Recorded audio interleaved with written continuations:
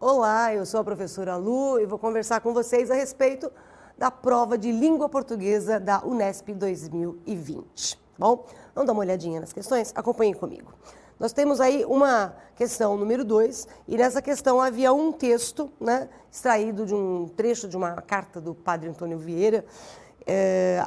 Aliás, começa justamente assim: para responder as questões 2 a 6, leia o trecho de uma carta enviada por Antônio Vieira ao rei Dom João VI em 4 de abril de 1654. E aí vem a carta, né, que vocês devem ter lido com atenção na prova. Vamos lá para a questão número 2, tá bom? Questão número 2 pede o seguinte para a gente. A questão colocada por Dom João VI, Antônio Vieira. Bom, vamos dar uma olhadinha qual foi a questão que a gente tem. Volta lá no texto e o Vieira diz assim, logo no comecinho. No fim da carta, de que Vossa Majestade me fez mercê, me manda, Vossa Majestade, diga meu parecer sobre a conveniência de haver neste estado ou 2 capitães-mores ou um só governador.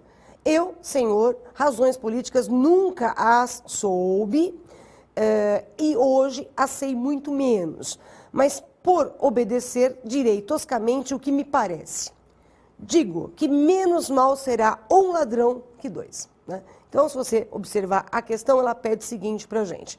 A questão colocada por Dom João IV, não é sexto, é quarto, Dom João IV, né, foi respondida pelo padre Vieira de uma maneira categórica. Né? O Vieira responde lá, digo que menos mal será um ladrão que 2. Então, a resposta foi categórica do padre Antônio Vieira, portanto, questão número 2, letra A de amor. Questão número 3, ainda sobre o mesmo texto. Bom, na questão número 3 ele diz o seguinte, considerando o contexto, as lacunas numeradas no 3º parágrafo do texto devem ser preenchidas respectivamente. Então, vamos voltar lá ao texto e vamos encontrar essas lacunas. Né?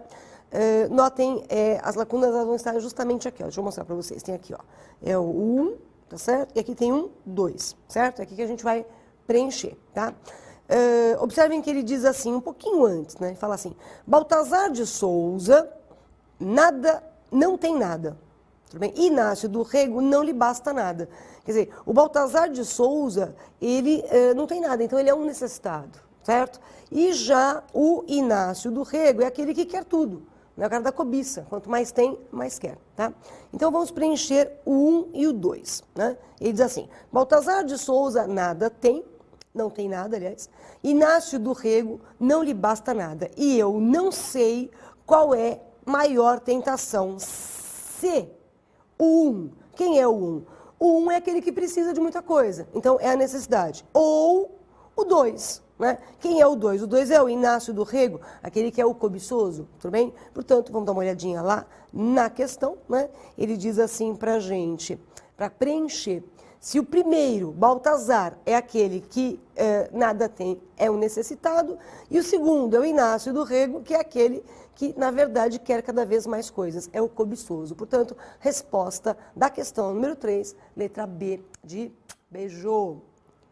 Questão número 4. Bom, ainda sobre o texto do padre Antônio Vieira. Né? Em sua carta, Antônio Vieira revela os padecimentos dos índios, tudo bem? E dos colonos pobres, certo? E é isso que você tem como resposta da questão número 4 no item C, certo? Padecimentos dos nativos e dos colonos pobres. Ele diz isso no texto, ele coloca assim, além da injustiça que se faz aos índios, ocasião de padecerem muitas necessidades os portugueses e de perecerem os pobres, tá ok? Portanto, resposta número 4, letra C de coração.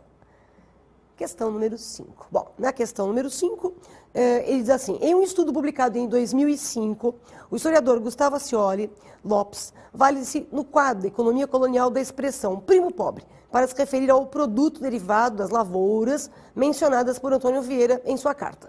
No contexto histórico em que foi escrita a carta, o primo rico seria... Bom, Padre Antônio Vieira, se a gente for pensar em termos literários, ele corresponde ao movimento barroco, certo? Logo, século XVII. Século XVII, esse primo rico, evidentemente, eram as lavouras de açúcar, tá? A exploração da cana de açúcar, o ciclo econômico do açúcar. Portanto, a resposta certinha para a sua questão número 5 é a letra A de amor, o açúcar, ok? Questão número 6. Bom, questão número 6 a gente tem um texto, né, uma explicaçãozinha, né? Sempre que haja necessidade expressiva de reforço de ênfase, pode o objeto direto vir repetido. Essa reiteração recebe o nome de objeto direto pleonástico. Tá? Existem os pleonasmos viciosos e os pleonasmos literários. Né? Os viciosos são aqueles do subir para cima, descer para baixo, entrar para dentro. E aqui eu tenho um pleonasmo literário, que é justamente a repetição desse objeto direto. E ele pede para a gente na questão o seguinte: Antônio Vieira recorre ao objeto direto pleonástico, onde? Dá uma olhadinha na letra E. Ele fala assim: eu, senhor, razões políticas nunca as soube e hoje as sei muito menos. Reparem que o que a gente tem aqui, dá uma olhadinha comigo ali no texto. Ó. Eu, senhor, razões políticas nunca as soube. Soube o quê? Razões políticas, ok? Só que esse as que está aqui, ele retoma as razões políticas. Então, tanto razões políticas quanto as, objeto direto. Então, essa repetição do objeto direto, do mesmo objeto direto, é que a gente chama de objeto direto pleonástico. Portanto, a resposta da questão número 6, letra E de elefante. Bom, questão número 7. Na questão número 7, nós temos aí uma tirinha, né? Vamos indo, a morte, né, chamando o paciente ali, vamos indo, ainda vou trabalhar a noite inteira no Iraque, meu rapaz. É cedo para mim, me adianta essa, vai. Ah, estou morrendo de pena. Posso lhe dar um emprego melhor. O importante é trabalhar com o que a gente gosta. Portanto, a morte trabalha com o que ela gosta. Ela não vai ceder, né, a tentativa de suborno do doente aí, né, dizendo para a morte: olha, eu te dou um emprego melhor. Né? Não, eu gosto do que eu faço. Né? Eu sou a morte e gosto do que eu faço. Portanto, vamos dar uma olhadinha na questão. A questão número 7 diz o seguinte: na tira, a morte é caracterizada como a incorruptível. Tudo bem? Ela gosta do que ela faz, não adianta o homenzinho falar lá, o doentinho, né? Falar assim: é cedo para mim, me adianta essa, vai, né? E não adianta também falar: olha, eu te dou um emprego melhor. A morte não se deixa corromper. Portanto, resposta à questão número 7, letra D de dado. Questão número 8. Bom, na questão número 8, nós temos aqui um pedido muito interessante. Constituem exemplos de linguagem formal e linguagem coloquial, respectivamente. Gente, olha aqui a palavra mágica. Qual que é a palavra mágica? Respectivamente. Então, eu preciso de um exemplo que tenha, primeiro, uma linguagem formal e depois uma coloquial. Vamos dar uma olhadinha? E tenha, estou morrendo de pena. Isso é coloquial. Então, já não dá o respectivamente. Não serve a letra A. Olha a letra B. Me adianta essa, vai. Esse me adianta essa também é coloquial. Também não serve, porque eu estou primeiro procurando o formal. Então, primeiro formal, depois coloquial. Tá? Olhem o item C. O importante é trabalhar com o que a gente gosta. Aí até é coloquial. E posso lhe dar um emprego bem melhor. Tudo bem, aí está mais para formal. Só que aí eu tenho primeiro coloquial, depois formal. Estou procurando o contrário. Eu estou procurando primeiro formal, depois coloquial. Tá? Item D. É cedo para mim. Formal. Oba! Posso lhe dar um emprego bem melhor. É formal de novo. Ok? Então não serve. Alternativa E vai ser a resposta. Posso lhe dar um emprego bem melhor. É o formal. E me adianta essa, vai. É o coloquial. Portanto, a resposta da questão número 8 é letra E de elefante. Questão número 9. A gente tem um soneto do Cláudio Manuel da Costa. Cláudio Manuel da Costa é um autor do arcadismo brasileiro. Aliás, é ele quem começa o arcadismo no nosso país. E aí é um soneto, né? Ele começa assim: onde estou? Este sítio desconheço. E você vai perceber que ele está numa terra que seria a dele, mas ele não está mais identificando as características da sua terra. Tá? Ele está estranhando, né? Tudo mudou ali naquele ambiente. Por isso que ele pergunta: onde estou? Quer dizer, que sítio é esse? Quer dizer, não é mais a minha terra, tudo está diferente. Né? Ele coloca lá para a gente, por exemplo, na segunda estrofe, né? Olha aqui para a gente, na segunda estrofe. Uma fonte aqui houve, quer dizer, não tem mais, quer dizer, tudo mudou, tá bom? E aí eu tenho a tristeza do eu lírico, aqui no caso, no texto do Cláudio Manuel da Costa. Bom, A questão número 9 pede o seguinte: o tom predominante do soneto é de perplexidade. Ele está chocado com as mudanças da sua terra, tanto que ele nem está identificando mais a terra como sendo a dele. Portanto, questão número 9, letra E de elefante. A questão número 10 diz o seguinte para a gente: no soneto, o eu lírico expressa um sentimento de inadequação que, a seu turno, se faz presente na seguinte citação. E a gente tem uma série de citações do Florestan Fernandes, do Caio Prado Júnior, do Celso Furtado, do Sérgio Buarque de Holanda e do Gilberto Freire. Tá? Repare, o grande problema que a gente tem aqui no texto do Cláudio Moura da Costa é que a terra dele está diferente, mudou, porque é uma terra que está sendo explorada. Se a gente pensar que Cláudio Moura da Costa está lá no arcadismo, ciclo da mineração.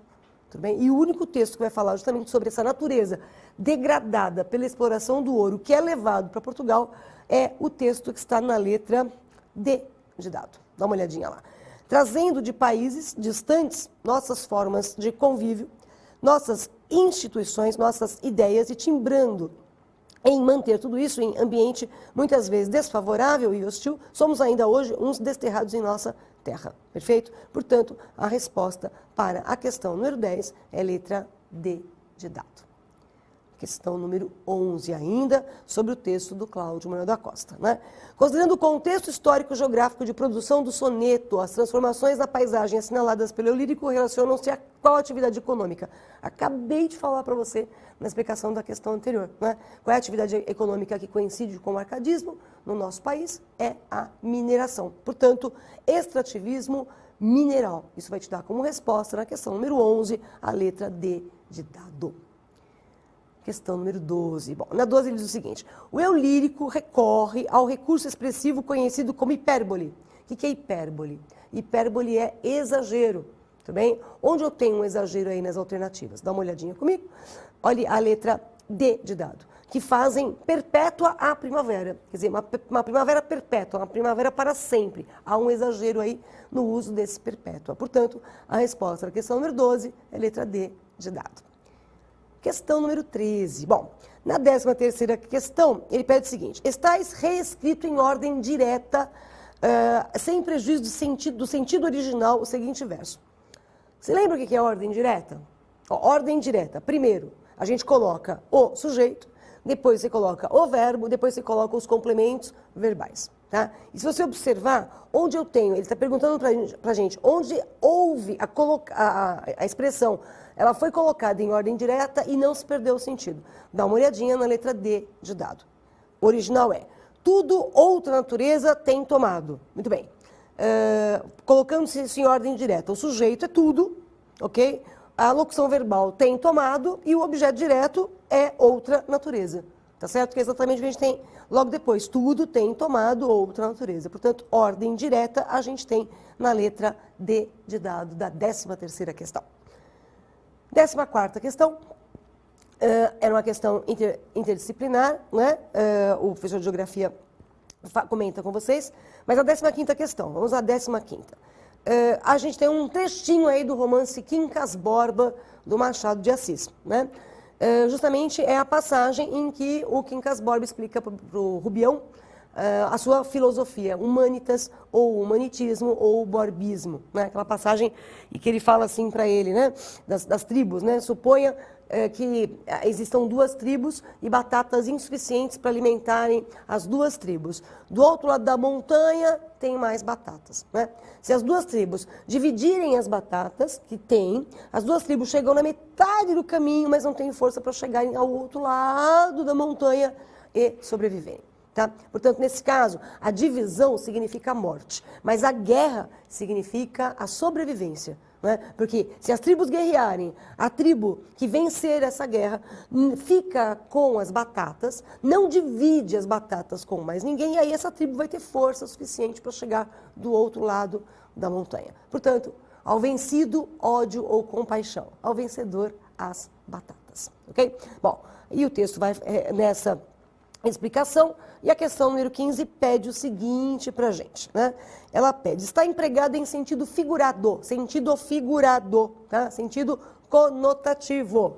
O termo sublinhado em alternativa A, nenhuma pessoa canoniza uma ação que virtualmente a destrói. O que é canonizar? Canonizar é declarar santo, não é? Mas declarar santo no sentido real. Não é? Você tem todo... A gente teve recentemente a irmã Dulce, não é? Que acabou sendo canonizada, declarada santa. Aqui nesse caso, o canonizar não está sendo usado no sentido literal. Olhem só, nenhuma pessoa canoniza uma ação que virtualmente a destrói. O que significa isso? Canonizar aí no sentido de dar um caráter elevado, um caráter de importância, mas não no sentido de tornar um santo de acordo com as regras da Santa Madre Igreja. Tudo bem? Portanto, a alternativa A, canoniza, está sendo empregado em sentido figurado. Questão número 15, portanto, resposta letra A de amor. 16ª questão. Tá indo bem? Gabaritando essa prova? Estou torcendo por você, tá? 16ª questão. Considerando o contexto histórico de produção, identifica-se no trecho uma alusão irônica. Bom, volta aqui comigo. A gente tem no Quincas Borba a filosofia humanitas, na verdade, é uma paródia às teorias científicas do século XIX, né? Principalmente darwinismo e positivismo. Tá bem? Nesse caso aqui, você vai observar que as duas tribos lutando, uma das tribos vai ter que vencer. Qual é a tribo que vence? A mais forte. Então, a mais forte vence, derrota o mais fraco e consegue a sobrevivência. Então, é uma paródia irônica exatamente ao darwinismo. Portanto, a resposta da 16ª questão é a letra A de amor. 17ª questão. Na 17ª, nós temos aí o seguinte. Mas rigorosamente não há morte, há vida. Porque a supressão de uma é condição da sobrevivência da outra. E as batatas apenas chegam para alimentar uma das tribos. Os termos sublinhados, quais são os termos sublinhados? É o porquê que está aqui, certo? E o para que está ali embaixo, ok? Ele pede para a gente a função dos termos, né, sublinhados. A relação que eles estabelecem. Então, se você observar, lá em cima, vamos lá. Mas, rigorosamente, não há morte, há vida, porque a supressão de uma é condição de sobrevivência da outra. Então, por causa da supressão de uma, condição de sobrevivência da outra, é que não há obrigatoriamente morte. Então, a relação aí é de causa, tudo bem? E a outra, as batatas apenas chegam para alimentar. Então, elas chegam a fim de alimentar, é finalidade. Perfeito? Portanto, na questão número 17, você deve ter colocado como resposta a letra D de dado. Causa, né, o porquê lá em cima e finalidade, o para na segunda opção. Tá bom? Portanto, questão 17, letra D de dado. Questão número 19. Bom, na 19ª questão, nós temos aí um texto do professor Antônio Cândido, falando sobre um movimento literário qualquer. Aí ele diz assim, tal movimento distingue-se pela atenuação do sentimentalismo. Então aqui eu já tenho uma dica, ó, a atenuação do sentimentalismo, a atenuação da melancolia. Tudo bem? Então não tem sentimentalismo, não tem melancolia, não tem emoção, tá? Ou melhor, tem o menos, porque é uma atenuação. Aí depois, volta no texto lá comigo. Aí ele fala assim pra gente, ausência quase completa de interesse político. Tudo bem? Então, é um movimento que não está preocupado com o que está acontecendo na sua época. Então, se não está preocupado com o que está acontecendo na sua época, ele vai voltar ao passado. Então, é um movimento com pouco sentimento, mas que volta ao passado. Volta no texto comigo lá. Aí ele fala assim, é um movimento que tem muito cuidado da escrita, aspirando uma expressão de tipo plástico. Aí você achou, né? Essa literatura plástica, digamos assim, mais decorativa, que tem muita preocupação com a palavra e que volta lá atrás da antiguidade clássica e resgata as 3 palavrinhas mágicas do clássico, perfeição, mitologia, natureza, e que não está nem um pouquinho preocupado com o que está acontecendo no momento presente, no caso seria o século XIX, esse momento presente, é justamente o movimento parnasiano, ok? Portanto, a sua resposta na 19ª questão deveria ser letra C de coração, parnasianismo, tá certo? E vamos aqui à 20ª questão. Na 20ª questão você tem um texto explicando o que é perspectiva. Lê comigo. Técnica de representação numa superfície plana do espaço tridimensional baseado no uso de certos fenômenos ópticos com a diminuição aparente no tamanho dos objetos e a convergência das linhas paralelas à medida que se distanciam do observador, tá? E aí ele diz o seguinte: verificam-se distorções e ambiguidades em relação à técnica de perspectiva, onde eu não tenho a perspectiva. Bom, aqui não é a base, aqui você tem exatamente uma tendência surreal, né? Porque ele olha para um ovo e está pintando já a ave nascida, tá? Aqui na letra B, dá uma olhadinha comigo. Se você observar bem, aliás, eu vou mostrar primeiro para você com um papel aqui, ó, quer ver? Se você observar bem, se a gente esquecer, vamos começar aqui por baixo, tá? Então, se eu tirar essa imagem aqui de baixo, vamos tentar tirar essa imagem aqui de baixo. Vamos aqui, atenção, fazer uma mágica, atenção, aqui. Se eu tirar essa parte aqui de baixo, tudo bem? Você percebe que há uma lógica na imagem que está lá em cima. Mas se eu fizer o inverso, eu tenho uma certa lógica nessa imagem que eu tenho aqui embaixo. Então, assim, a parte de baixo, ela está em perspectiva. A parte de cima, ela tem uma certa perspectiva, mas na hora que eu junto as duas, perdeu a perspectiva, né? Então, se você observar, o que a gente tem aqui, né, primeiro, muda conforme a gente olha, e também muda porque aqui eu tenho uma lateralidade diferente dessa daqui de baixo. Tudo bem? Então, essa parte aqui de baixo, agora eu vou rabiscar tudo aqui, ó. Essa parte aqui de baixo está numa perspectiva diferente da parte superior. Tudo bem? E é justamente o que a questão está pedindo para a gente, né? O que ela está pedindo para a gente? Vamos voltar lá na questão para observar. Olha lá. Verificam-se distorções e ambiguidades em relação à técnica de perspectiva. Então, ele não está perguntando onde tem perspectiva, ele está perguntando onde a perspectiva está alterada, tá? Portanto, obviamente, essa também não vai ser a resposta, nem essa, a resposta é aquela que eu mostrei para vocês. Alternativa B de beijo, certo? E assim, a gente termina aqui a correção da prova da Unesp. Eu espero que você tenha ido muito bem, ok? Próxima vez a gente se encontra de novo. Até mais. Tchau, tchau.